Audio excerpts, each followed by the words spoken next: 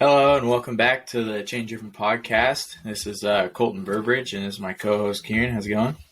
How's it going, everybody? Welcome to podcast number 2. I'm excited to get into this one. Super stoked. We just witnessed Fox Raceway, the opener round to Motorsport, Lucas Oil Pro Motocross. It's pretty awesome, I'd say. It was one to remember forever. What'd you think of it?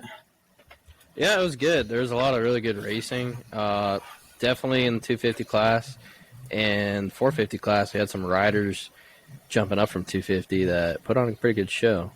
Yeah, they did. So we're gonna start off. I think I want to start off with the ex-champ, Dylan Ferrandis. Man, he is out. He was in practice last week. I'm pretty sure he was at Fox Raceway as well. He went over a big jump and crashed somehow. I didn't see the footage. They didn't get it on camera, unfortunately. But I guess they found out his thumb, his ligament in his thumb was torn pretty bad. He can't do anything with it anyway. But so it really sucks for him that he can't come and defend his championship. Yeah. So we had another injury from Tomac coming into the series from Supercross. Yeah, that's going to be interesting. I noticed in, what was it, Moto 1, right? He came off the bike a little bit, got his legs a little squirrely, and seemed as if he had maybe hurt his knee a little bit, started falling back a few positions, but he came up fourth in the second moto, so I think he gathered himself a little bit. But yeah, it has to be so hard on that start. Choppy of a track. That had to be insanely difficult to try to keep your feet up and to try to keep it from dabbing and like hitting your foot on the ground. That had to have been so difficult because I was watching some aftermath videos and those ruts were like easily 3 feet deep, and like to not put your foot down during some of those sections in there had to be so difficult, dude.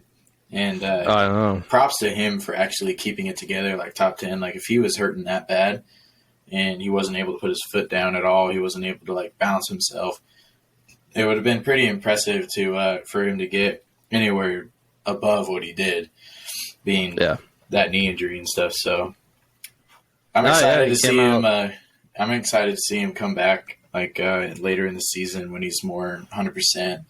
I hope he takes some time off throughout the week so he can heal up some more. He was saying like pre-race that he was about 90%. So not going to hold it against him or anything, but I want to see him do some cool things this year. Oh, yeah. There's Moto's different than Supercross for sure. I mean, you got longer race times, harsher track conditions. You definitely notice it. I mean, even with what he's been dealing with, he still came out 7th in the first moto and then came back for 4th in the second moto. I'm sure he's hurting, but I'm sure he'll get better and he'll start being the top 3 for sure. Yeah, I'm a big time Eli fan, so I'm praying that he stays completely healthy so he doesn't drop out of the series. I think, my personal opinion, I like motocross a little more than Supercross, even though Supercross is very indulging, and I like to see guys win in Supercross because Supercross is the real payout. Supercross is the real big deal, and motocross is just, it's not as big as Supercross, so you don't get like as much exposure, as much money, and all that good stuff. But I gotta say, I love motocross, dude, and when those guys go around that track flying at that speeds and those track times and everything, it's just super impressive to watch, and I freaking love it. I love moto myself. Never really grew up doing it, but it's probably my favorite thing ever. Yeah, it'll be a very interesting season. I saw a lot of guys really pushing hard for this first race. Few mishaps here and there from people, but I didn't see anything too insane. There's a few good crashes. Yeah, there was. Speaking of interesting season, how do you put Dungey 4th place, dude? Can you believe that? After 5 years off. Yeah, that's crazy. I mean, he's coming back after 5 years, and he's, a lot of people didn't expect him to do as good. for taking that much time off, because all these guys are, they're getting younger than him every single year and getting faster and faster. It's the competition, but coming back after 5 years, taking fourth or fifth overall? Fourth overall. And, he's doing good. I imagine the season for him is going to be very good. I'd like to see him probably up to top 4 throughout the season. I think he's going to be very consistent up in the top 4. But it'll be very interesting to see. Yeah, I really liked how he wanted to come back to this. There's so many guys out there like Jeremy McGrath, Ryan Villapoto, James Stewart, Ricky Carmichael. They're all like, they're telling him that he's crazy. Like, why would he ever go back doing this? And he's like, he's that one guy out there that actually just loves what he's doing. I think he loves the sport. Out of all of the old champions and like out of Jeremy McGrath, Ricky Carmichael, Ryan Villapoto, James Stewart, out of all those guys, they pushed themselves and wanted it so bad that they worked themselves way out of wanting to ever touch it again. And I think he especially, I mean, let's be honest, he couldn't really win when those guys were on the track. I mean, he did sometimes, but when Ryan Villapoto was on the track, Dungey wasn't winning. And when James Stewart was out there, Chad Reed, it was in their older days that Dungey was winning. And when James left, Dungey started winning. So, I mean, Dungey's an amazing, phenomenal rider, but I don't think he got as burnt, and I think he wants more because he had all that time where he couldn't win against those guys. And it's really cool to see him out there, even after 5 years off, that he's out there winning and beating guys that have been in it for, years and years, and they're at their prime. It's really impressive to see that guy come back and be where he's at. It just tells you how dedicated he was and how he stayed in that mindset. He never really left. Like right after he stopped, he was testing. He got on with Honda and he was testing, and then I guess Geico Honda went under, so he left and then came back to Red Bull KTM, and he's been testing for them, and he's been wanting to. He even wanted to last year, and he's been doing TV stuff for motocross. Like, he was always out there talking to reporters and everything, doing live stuff on TV. He's got his RD coffee company. He's just always like on it. I feel like he's never really taken a break since he's left. I feel like he's that guy that has to do something. And so after this RD coffee thing, he had to do one more thing, right? So why not join back up in motocross? And the way that he's sitting right now, he's in the title hunt already. I mean, 4th place overall, he's right there, and he could easily, pick off some guys in the later rounds when it starts to get gnarlier, when it starts to get faster paced, when it starts to get muddy, when it starts to get all the different types of tracks and conditions that we're going to see this year. He's got experience in everything, and there's a lot of guys out there that don't. So he's going to be super consistent, like he always was and always is. It's going to be super interesting to see in the end how he ends up. But I really don't pick him for the championship. I think he's just going to, I don't think he wants to push it to where he's going to crash and hurt himself really bad. Yeah. He just wants to be consistent and have a good ride this season. Yeah. He just wants to have fun. I mean, he's probably getting paid tons of money just to be out there, just to have fun. He's not in it for, his career lifestyle. I think he came back for the season of motocross. I mean, you kind of hear it from, I guess, Jason Anderson's point of view. Jason Anderson loves motocross. He loves racing motocross, I think, over Supercross. He likes the fans of Supercross and the hype. But on a podcast I heard about Jason Anderson, he was talking about all the bullshit that he would deal with the AMA and everything with Supercross. And he grew up riding motocross out in New Mexico. So I think Ryan Dungey kind of sees that too. I think he sees that there's less bullshit in motocross. It's more laid back. You go out there, you do your ride, and that's it. You still get to compete with top riders, and you just have a good time. Yeah,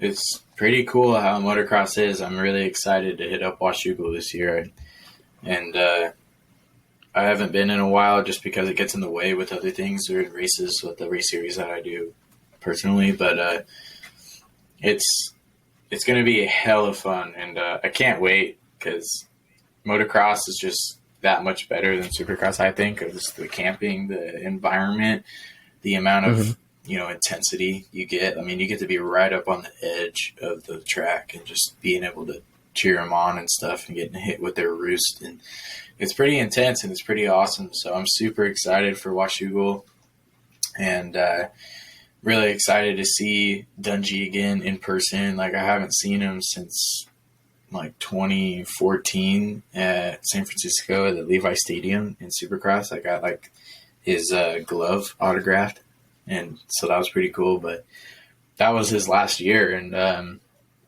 I'm pretty excited to see him out there again. More excited to see Eli, and I'm really interested in seeing how Aaron Plessinger does. I'm really excited for him. He's like one of my favorite guys out there right now, other than Eli and Roxon. And we'll get into Roxon soon. But Aaron Plessinger, same Red Bull KTM. I was rooting for him so much this weekend. I was trying to get the best out of him I could. Right? I was like trying to get him to see him on TV. I was like, "Where's Aaron? Where's Aaron?" Like trying to, get as much out of him as I could. But he seemed to be struggling with everybody was. Like, Yep. You have to have a certain type of skill to ride Paula the way they were doing it. I was looking at the aftermath and stuff and all the videos and the amount of how big ruts were and the braking bumps and stuff. It was gnarly. So it was super impressive that anybody even got top 10 in there without, going over the bars and stuff. Yeah, that was interesting. I got handed to the Honda boys this first race of the season. I mean, got 450 class overall. I got Chase Sexton, got first in Motos 1 and 2. You got Ken Roxon, got second in Motos 1 and 2. And then you got the Lawrence brothers. Jet came first, both Motos 1 and 2, and Hunter came second, both Motos 1 and 2 for the 250 overall class. Can you believe that? It's insane. I mean, on their 50-year anniversary too. 50-year anniversry. I think it's going to be a really good show up for Honda this season. They didn't too hot in the 450s for Supercrosses last year, but the Lawrence brothers are awesome. But it'll be I'd like to see the change, kind of. I mean, Honda hasn't been really on top in a while, especially this last season with Supercross season. Yamaha was just killing it out there. But yeah, it's something I got on that situation. Hunter's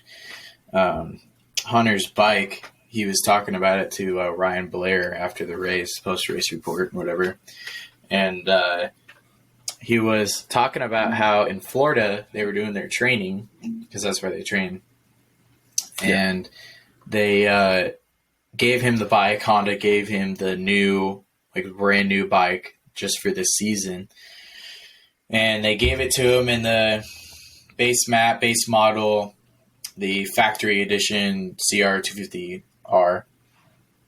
And Hunter was talking to Ryan about it, and he was saying that they changed some lever placements, and that's it. They didn't change the map. They didn't change anything with frame. They didn't change anything with anything. They didn't even change like tire specs. I don't think they gave the bike to him. Did they end up changing the cooling issues that they were having with start of the Supercross season? They must have, because this new bike obviously proves it. Like that 30-minute motos and stuff, they were hauling ass, and it was super impressive to hear that they gave him a bike and they didn't change anything internally on it at all. He literally went, he got the bike, they practiced, they went, and Hunter and Jet both won first and second place, both motos, on a stock Honda CR2TF or R2TR. That is super bone impressive. Stock.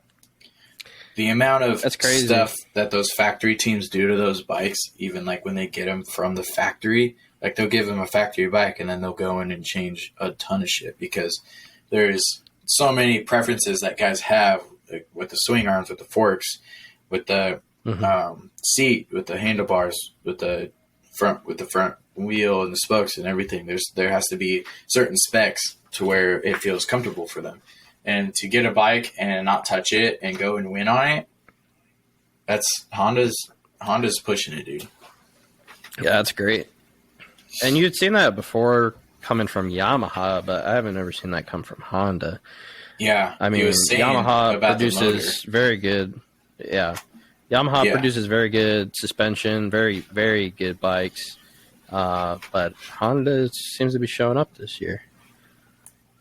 Yeah, and that was one other thing that Hunter was talking about, that the motor was really close to Yamaha standards, and that's just saying something about Yamaha, to where they're at the top, they're at the peak of everybody. Yeah, they've got that motor that everybody wants to get to, and when they're getting to that point, it's going to be interesting to see KTM catch up and Kawasaki catch up.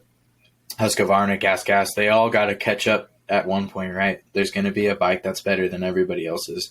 And so everybody's got to play this catch-up game, which makes me interested on all these new parts going to start coming out for these bikes. And like at the beginning of the season, one thing I was super interested on was Yamaha and Suzuki had put out an electric water pump that really. Yeah, for the 250 and 450s, and they did a little segment on it at Anaheim 2 in Supercross, and I was blown away. I was like, oh, this is so smart. This is something Honda should do, because at the time Honda was having super bad issues with the cooling, and all the YouTubers that had Hondas were all mad because they couldn't even do a moto without it overheating, and then they have to fill up their reservoir every ride because the coolant would all seep out and all this stuff. So I was like, man, this stuff is really, I was surprised that Suzuki even had it. Suzuki's putting in some effort. I have some stuff about Suzuki that we'll get into later. Yeah. But that electric water pump supposedly takes so much pressure off of the engine itself. Instead of the motor pumping the water, the electric water pump would. And it supposedly gives back 2 to 3 horsepower, which is a ton. I'd expect it. Cooling makes a massive difference, especially with how fast you can cool. And these guys are racing hard 30-minute races. I mean, they're full throttle every time they come out of a corner, and they're putting stress on these engines. And they need the cooling. And I'm 100% sure it's making a difference. Yeah, well, Honda hasn't proved anything with the cooling yet, because that race this weekend was, the highs were, I think, 70. It was not warm there. And when it gets later in the season, when it starts getting hot and when it starts getting, muddy and it starts caking up and stuff like that, it'll really prove how good those motors are with the heating issue. If it starts to get really hot and those things stay cool, then that's another good thing. But if those things, if it's cold out and those things start getting caked with mud, like at Washougal, if they start getting caked up and plugged up and they start overheating, that's a big no-no. So that electric water pump is probably one of the most important things to come out right now. And I was seeing some pictures of them and stuff, so they were pretty fat, they're pretty big, and they just need to get more into the technology of it and start making them smaller and start making them better. I'm surprised KTM hasn't come out with one, but I guess they just don't have as bad of a cooling issue. But I didn't know Yamaha or Suzuki did either, and they're testing it and they're coming out with it and they're running it on their bikes. So it's going to be interesting to see all these new things coming out for these bikes. So it's pretty cool. I mean, like you were kind of touching on there, everyone's trying to catch back up to Yamaha. Yamaha's at the top right now. I mean, they are so believed in their product that if you go buy a brand new bike from a dealer if you run their oil Yamalube in their engine, they guarantee lifetime warranty on their engines, which is insane for a manufacturer to say, you know? Yeah. And right now I'll look up the stats about it, but it is pretty awesome, like, that they would even do that. So I mean, and they know like people abuse their shit. These bikes are getting abused, and they're willing to say like, hey, we think our product's fucking good enough that you can't destroy it if you run our oil in it.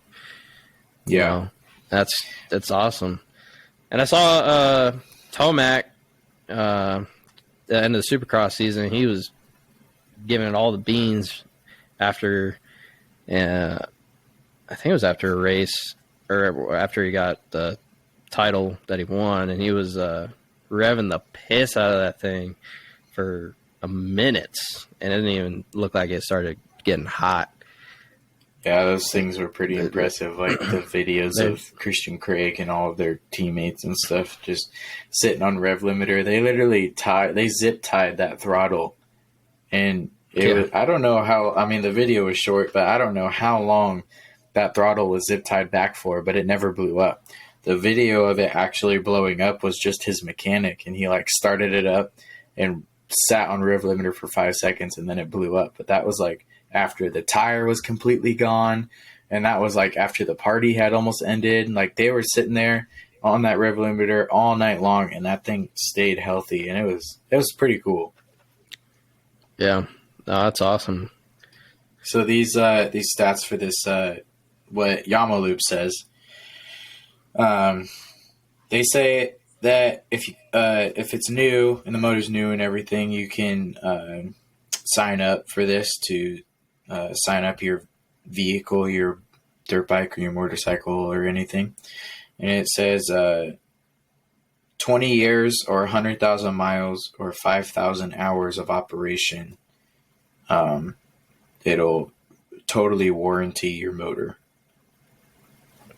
Okay.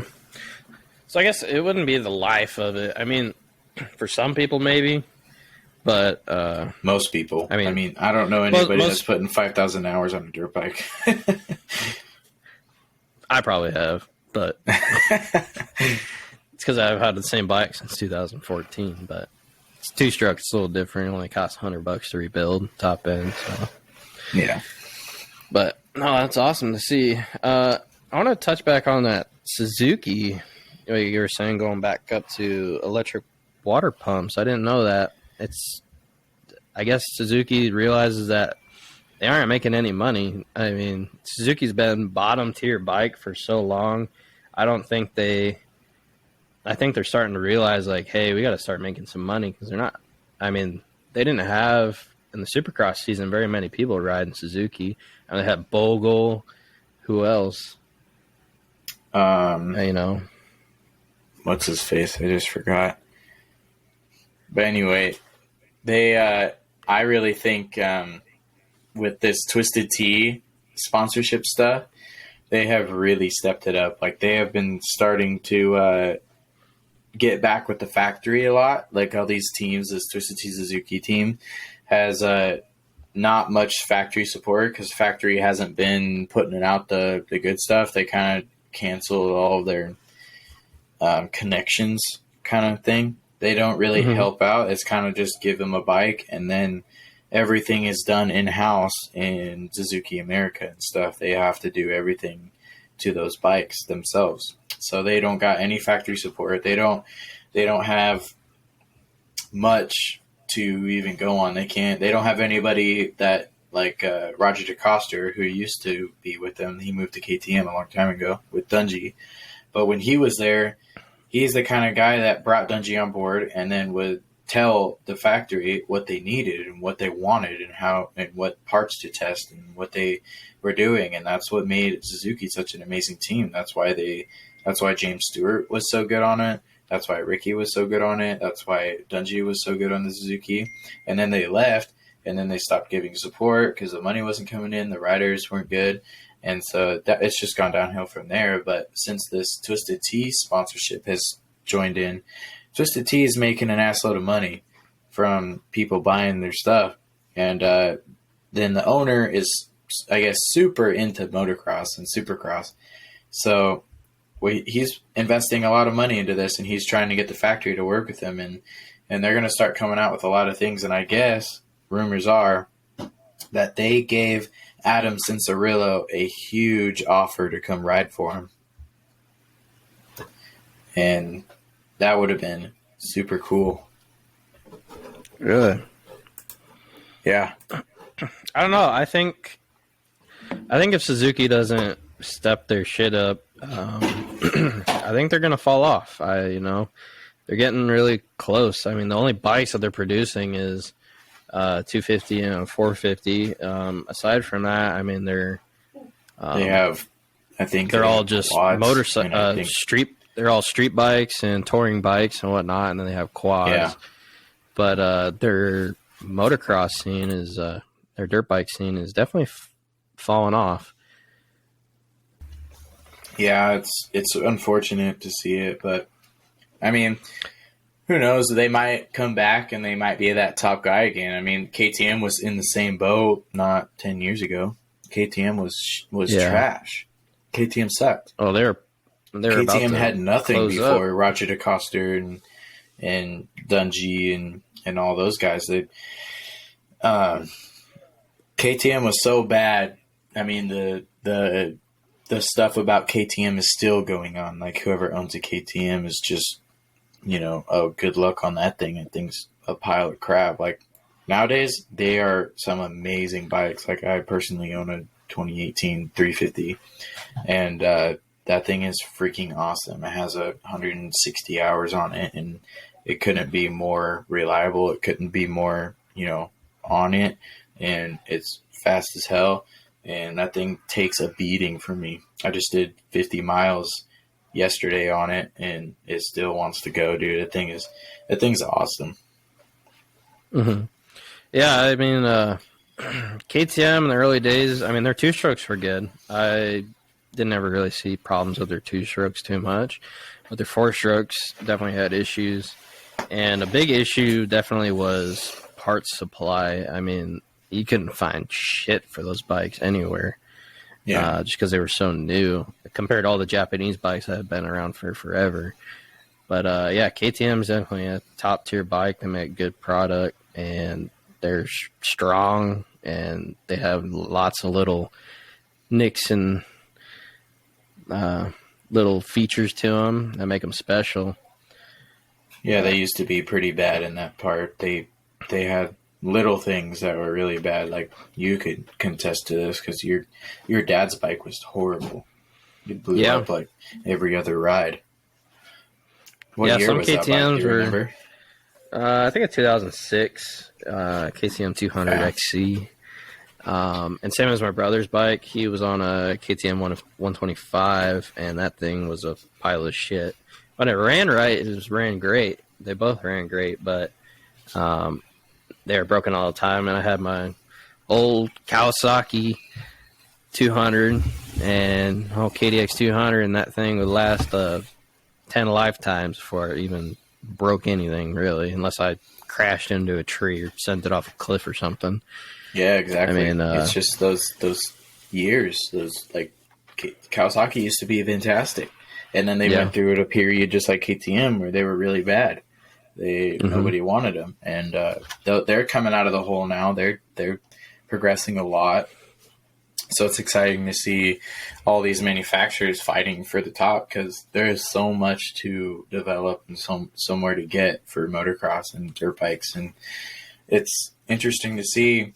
It's just one big issue for me is how expensive they're getting. Like, it's going to start getting to the point where people aren't going to be able to buy these bikes. I mean, there's still going to be a lot of people buying them, but it's also going to get to a point where these KTMs, they're going to grow in, like, for a new KTM right now, it's about $13,000, and that is ridiculous. And then you add any aftermarket parts on there, you got a $15,000 bike. Yeah. You can add a exhaust, you can add some Evo suspension, or you can do AEO stuff, which is another 10 grand if you want to go all out if you're a pro. And you can throw on some wheels, you can throw on hubs, swing arm, any motor stuff. You throw any like pistons or any rings or anything just to get your bike that much little bit better. You've put 20 grand into a dirt bike, and there's so many people that just can't do that, and it's getting unrealistic. And you can go buy a Suzuki for $5,000 and then put $10,000 into it and be under just a little bit more than a KTM new. Like Derek Drake and stuff. Derek Drake won, what was it? The Atlanta Heat. He won a Heat or an LCQ or something like that on the Suzuki. I mean, there's a lot of talent like that takes place, but there's also a lot of bike. I mean, you lay that thing down. Like I saw Jason Anderson and Bogle go down in the first corner of Heat 2 or Moto 2 in the race. And when I saw him go down, the camera panned back to him about 20 seconds later, and Jason's gone, and Bogle's sitting there kicking the bike over because there's no electric start.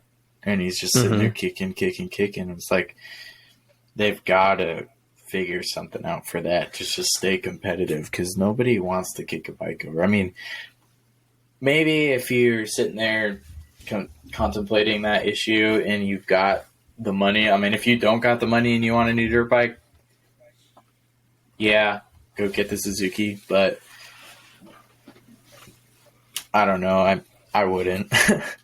I could finance a better bike like a Yamaha or a Cowie and be just as better off. I mean, I would have better luck, better fun.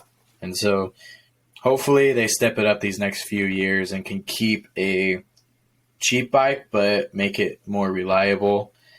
Like I think the newer Cowies are that way. It's on the cheaper end. It's way cheaper than KTM or Yamaha. Maybe not way cheaper, but a little cheaper.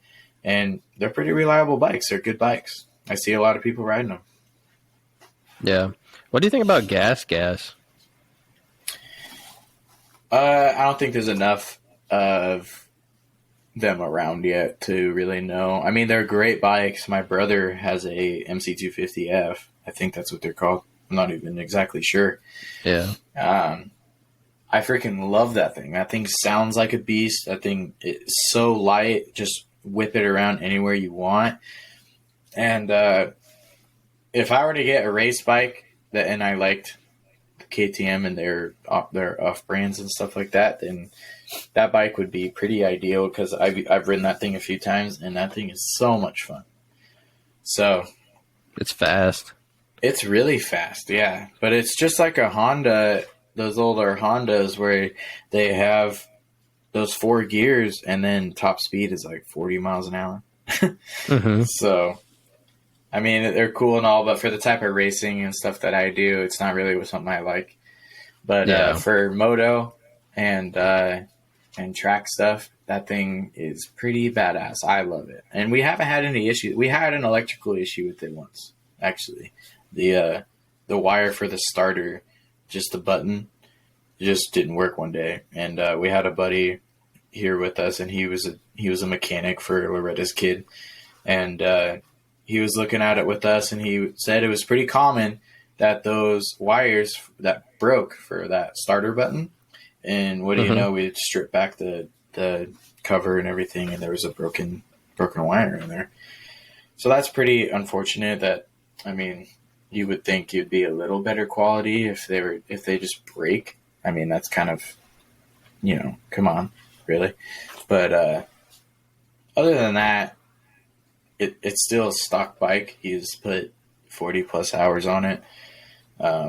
Not easy hours either. He did the Desert 100. He did multiple things on it. So I like it. I don't have anything against it. I would need to ride more. I've heard a lot of good things about their two-strokes. I mean, their two-strokes have been around a long time, so they've got a lot more into those. But their newer race bikes, they have something to prove with those. They haven't been around that much. So I think Barsh is doing a good job at proving what they're capable of. He's always up in the pack. He's always, right there. Do you still have the stats up? What did he get?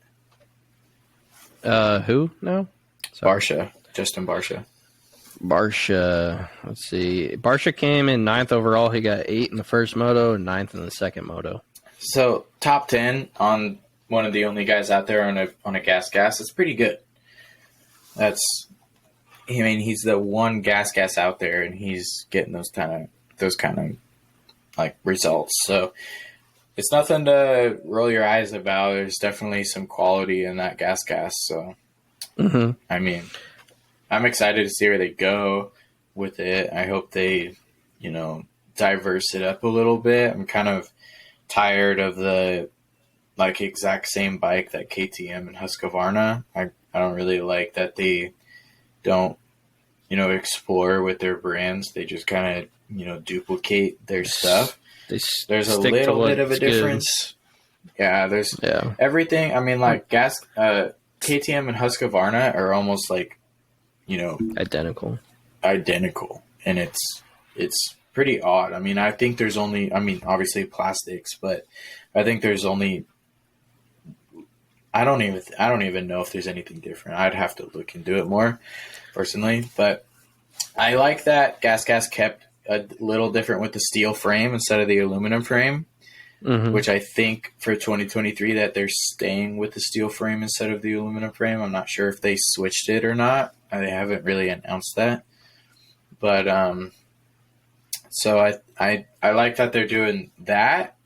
So they have a little bit of a different side. So if people like that aluminum frame, they just either go with KTM or Husky, or if they like the feel of that steel frame, they can go with Gas. So I really hope in the later years that they really split it up, because it's all KTM really. They're not losing anything if someone goes and buys a Gas versus a KTM.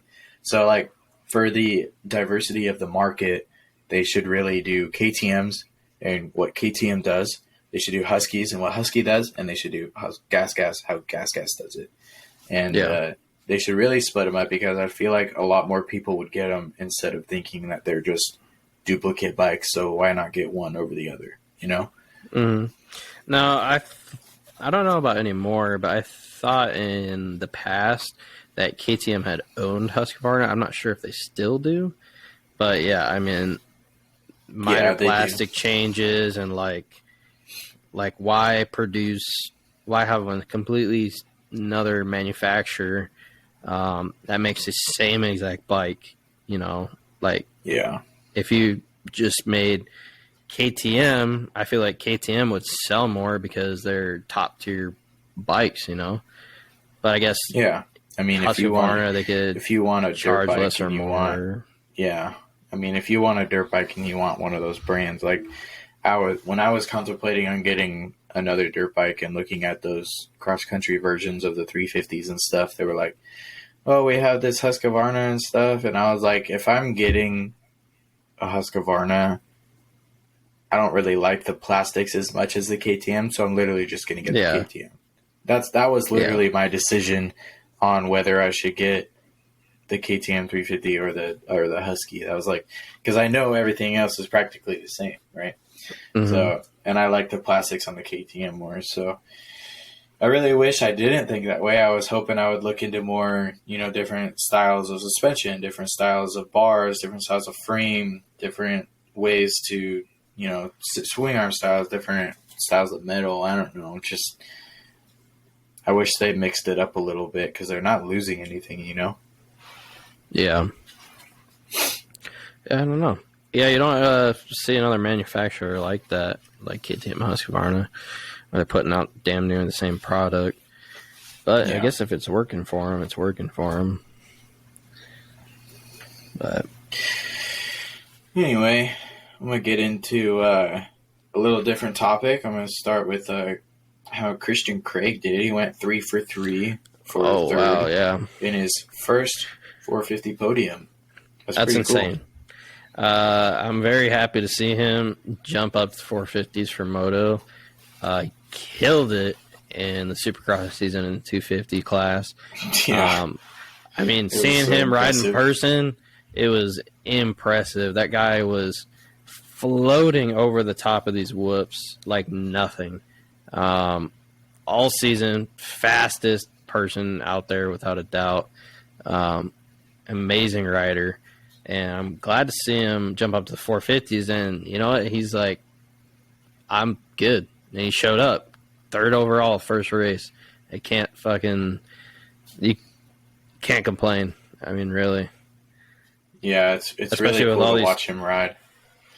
Especially with all these top tier guys racing 450 class. Jason Anderson, Ryan Dungey, Eli Tomac, Ken Roxon, Chase Sexton, all these top guys, and he's right up there in third. It's great. Yeah, it's pretty awesome. It's cool to even listen to, like, I have a buddy, Wyatt, and he's a big-time California kid. He's down there. He went down there today, I think, for another regional. He's trying to qualify for Loretta's. But when he was up here, he was watching some Supercross with us, and it's cool that he's sitting there with my family, and we're watching Supercross, and he's sitting there studying how Christian would go through the whoops. And he's telling all of us how he sits there and studies how he goes through the whoops and how that setup whoop would kick him up onto the bike more. So he was like more centered on the bike.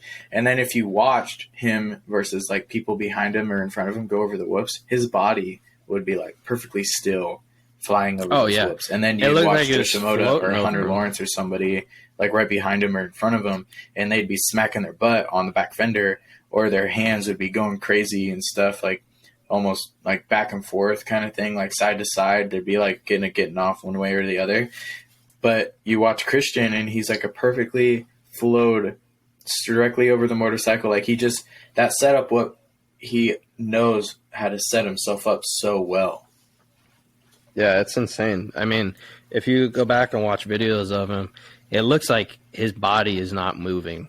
It looks like he's floating, and the bike is just doing all the work for him, which is great. It makes him super fast, gains lots of time, and you definitely see those whoops taking a toll, especially in the 250 class.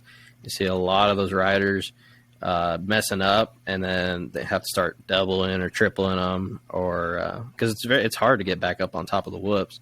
But he's just so good at setting himself up that, I mean, he's just floating across the top of them. It'd be cool to go back over all the races and count up how many times he passed somebody on top of the whoops. Because I think it was an every race thing. I think he did it at least once every race, where he would just, all these guys would get onto the whoops, and then you'd see Christian Craig round the corner and get on the whoops, and he's like, oh, he's passing like 4 guys right now. Just flies by them sitting on top of the whoops. So you definitely saw it. You definitely saw it here in Phoenix for Supercross. I mean, because it's such a small track, he was passing freaking everybody in the whoops. I mean, so cool. The guy, he's an amazing rider. I'm very glad he stepped up to 450 class. I can't wait I'm excited to see how he does in Supercross with the 450s. I think he realizes, like, hey, I'm freaking too good for 250. Yeah. You know, I mean, he may go back to 250 for Supercross. Good for him. I mean, a lot of people talk shit about him because they're like, oh, he's so old, he's too good, he needs to step up to 450. But he's like, I am fucking good. He's like, that should strive you to beat me. Like, I'm the best, you know, and he knows it. Yep. And he sure as hell is. Yeah, he's even said in multiple interviews that he is tired of the 250 class. And I mean, guys spend their careers there, but when you're as good as Christian, he doesn't want to be there anymore. And like, when you get to a point where the fans are telling you that, I mean, I think he was kind of pushed over by the fans. He kind of took it literally. I think he's said it multiple times where he's like, yeah, I'm kind of done. I just want to be, you know, I'm never going back to 450. He said multiple times, even if he was not on Star Yamaha, he's not going back on 250. He's like, I'm going to 450 next year. I'm going to 450 next year. I don't care who it is, but I'm going on a 450 next year. And props to him. He knows he's confident. He can win. And I think that next Supercross season is going to be a real challenge for Eli and for Anderson. And he's going to be up there. I know he is. Oh, yeah. I mean, and so it's going to be interesting. First race, he's already showing up, 3rd place in the moto. Yeah. It'll be very interesting. It'll be interesting to see how Tomac and Dungey butt up to him when Tomac gets knee better. But Yeah, it'll be a very interesting season for him. And I think it'd be a very interesting season for Anderson as well. Coming out, I mean, I don't know if I already talked about this, but Anderson I think he's going to do great this season. I don't think he's going to be on top 2. I'm not 100% sure because Chase Sexton is showing up so far, and for sure. Sexton did really good throughout Supercross season, and he wants it in this moto season. And you got Ken I'm really Roczen excited for Roczen too. I've been a huge Ken Roczen fan ever since he was on the KTM, and what he's gone through and how he's ended races and how his injuries and how his doctors have told him he's never racing again, and on multiple occasions. It's pretty crazy to see him out there competing the way he is and doing what he's doing on hands that almost never worked again. And I got to give him huge props to always striving and always wanting to get back out there. Like he did it in the Supercross season. He won, Anaheim won, and then after that he was getting lapped, and then he ended up quitting. And so I really hope that this motocross season is something different, and I hope he stays in it for the long haul. And I want him to have a championship so bad before he retires because he just deserves it. Like he's my guy, and I really, really hope to see him win. Yeah. Another thing is Joe Shimoda coming up in 3rd overall. He did 4th in the first moto, 3rd in the second moto. I like to see him do good this year. He had a rough Supercross season this last year, but it seems like he's healed up and he's ready to go. I think everybody racing Christian Craig had a rough Supercross season. Yeah. Another big come up this year should be Levi Kitchen. Dude, he took 8th overall. Oh my God. He took 8th overall, 5th in the first moto, 8th in the second. But that kid is so quick. Cool, dude.